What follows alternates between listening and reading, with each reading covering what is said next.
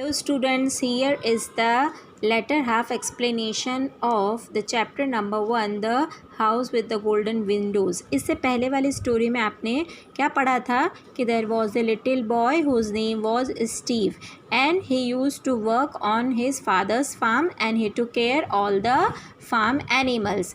And at the sunset time he used to sit on the hilltop and he looked at the golden windows of a house which was very far on the other hill.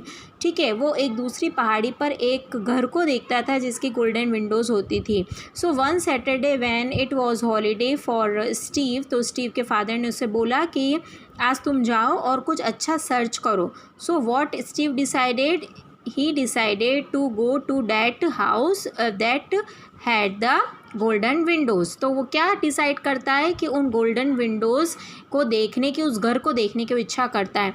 बहुत मुश्किल से चढ़ते हुए जब वो उस घर पे पहुंचता है तो वहाँ जाके वो ये देखता है कि वो घर तो उसकी ममा की जो फ्रेंड थी मिसिस कैम्पबेल, उनका घर था.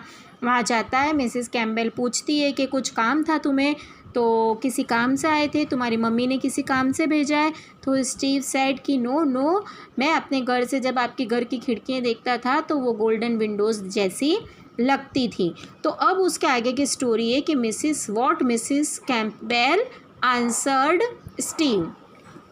Mrs. Campbell moved her head from side to side and laughed. We are poor farming people. जब स्टीव बोलता है कि आपके घर की विंडोज़ तो मुझे गोल्डन विंडोज़ जैसी लगती है, तो मिसिस कैम्पबेल अपने हेड को ऐसे हिलाती है नहीं में और बोलती है और हंसती है ज़ोर से और बोलती है कि हम तो गरीब खेती करने वाले लोग हैं. She said, and I don't think there will ever be any gold on our windows. और ये बोलती है कि और मुझे लगता भी नहीं है कि हमारे घर की खिड़कियों पे कभी कोई गोल्ड लगेगा. Anyway, glass is better than gold to see through.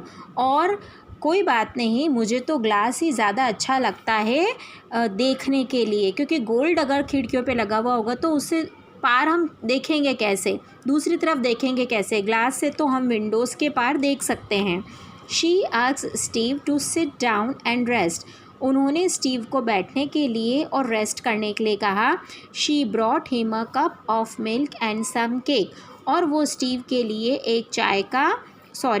एक दूध का कप और थोड़े से केक लेके आई. She then called her little girl Paula, a child of his own age, to sit with him. उसके बाद उन्होंने अपनी छोटी बेटी पॉला को बुलाया जो कि एक छोटी सी एज की बच्ची थी, स्टीव के एज के बराबर थी, और बोला कि चलो आओ स्टीव के साथ बैठो. Mrs Campbell went back to her work, leaving the two children together to talk and play. उसके बाद मिसेस कैम्पबेल अपने दूसरे कामों में फिर से लग गई और उन दोनों बच्चों को उन्होंने साथ में खेलने के लिए और बातें करने के लिए छोड़ दिया. Steve and Paula wandered around her family's farm. अब स्टीव और पॉला दोनों, उनका जो फैमिली फार्म था, उनका खुद का जो खेत था, उसके चारों तरफ वो लोग घूम रहे थे. वॉन्डर्ड होता है घूमना. पॉला showed him her black calf princess that had a white star on it's forehead. अब पॉला ने स्टीव को अपनी एक छोटी सी ब्लैक काफ मतलब होता है गाय का बछड़ा, गाय की बछड़ा या बछड़ी बताई जिसके फॉरहेड पे, जिसके सर पे एक वाइट कलर का स्टार बना हुआ था. They crept up to the roof to see her cat and her kittens. उसके बाद वो घर की छत पे भी चढ़े. क्रैप्ट मतलब होता है धीरे धीरे चढ़ना. ऊपर चढ़े, वहाँ पे उन्होंने कैट को और उसके बच्चों को, किटन्स को देखा. Soon they became friends and Steve asked her about the golden windows. जल्दी ही वो दोनों फ्रेंड्स बन गए और स्टीव ने उससे गोल्डन विंडोज़ के बारे में पूछा. पॉला said that she knew all about them. पॉला ने कहा कि हाँ, वो गोल्डन विंडोज़ के बारे में सब कुछ जानती है. You have taken the wrong way, she laughed. अब पॉला हंसी और बोलती, तुम तो गलत रास्ते पे आ गए हो. Come with me to the top of the hill behind our house and I will show you the house you are looking for. अब वो क्या बोलती कि चलो मेरे साथ आओ और हिल के टॉप पे चलो और दूसरी तरफ मेरे घर के पीछे जो हिल टॉप है वहाँ पे चलते हैं और मैं तुम्हें बताती हूँ, जो घर तुम ढूंढ रहे हो वो घर मैं तुम्हें बताती हूँ. As they walked, she told him that the golden windows could only be seen as the sun goes down. और जब वो ऊपर चढ़ रहे थे तब पॉला ने एक बात बताई कि हम गोल्डन विंडोज़ को तभी देख सकते हैं जब सूर्य अस्त होता है, जब सन जो होता है वो नीचे की तरफ जाता है, यानी कि जब सनसेट होता है तभी हम गोल्डन विंडोज़ देख सकते हैं. Yes I know that said Steve. Steve ने कहा मुझे भी पता है, मैं भी जब सनसेट होता है तभी देखता हूँ. They waited, and just as the sun was starting to go down, Paula turned and pointed. उन्होंने वेट किया और जैसे ही सन जो था वो सेट होना स्टार्ट हुआ, सनसेट होना स्टार्ट हुआ, पॉला मुड़ी और उसने पॉइंट आउट किया, ऐसे इशारा किया और बोला there it is. She said, ये रहा वो घर. And one day just like you I am going to go and look for that house. और एक दिन मैं भी तुम्हारी तरह उस घर को देखने के लिए जाने वाली हूँ. There on a hill far away stood a house with windows of gold. देखो उस दूर पहाड़ी पर एक घर है जिसकी विंडोज़ गोल्ड की बनी हुई है. Looking at it Steve saw that the house was his own. उधर देखते हुए उस घर को देख के स्टीव ने देखा कि वो घर तो उसका खुद का था. ओन मतलब होता है खुद का, स्वयं का. Why its windows were blazing like golden flames. Blaze मतलब होता है बहुत तेज चमकना, ऐसा लगता है कि बहुत ज्वाला निकल रही हो, उसमें से आग निकल रही हो, बहुत ही तेज़ चमकना, उसको ब्लेज कहते हैं. तो कहते हैं क्यों, मेरे घर की विंडोज़ गोल्डन फ्लेम से जल रही है, चमक रही है, बहुत ऐसा लग रहा है आग लग रही हो, आग की लपटें हो रही हो. Suddenly Steve realize what had happen. Realize मतलब होता है फील हो जाना, महसूस होना. सडनली मीन्स अचानक. अचानक स्टीव को फील हुआ कि क्या हुआ था. The golden rays of the setting sun fell on both the hills. अब स्टीव को समझ में आया कि जब सूर्य अस्त होता है तो उसकी जो गोल्डन रेज होती है, उसकी जो सुनहरी किरणें होती है, वो दोनों हिल्स पे, दोनों पहाड़ियों पे गिरती थी. And made the glass Windows of both the houses glitter like gold.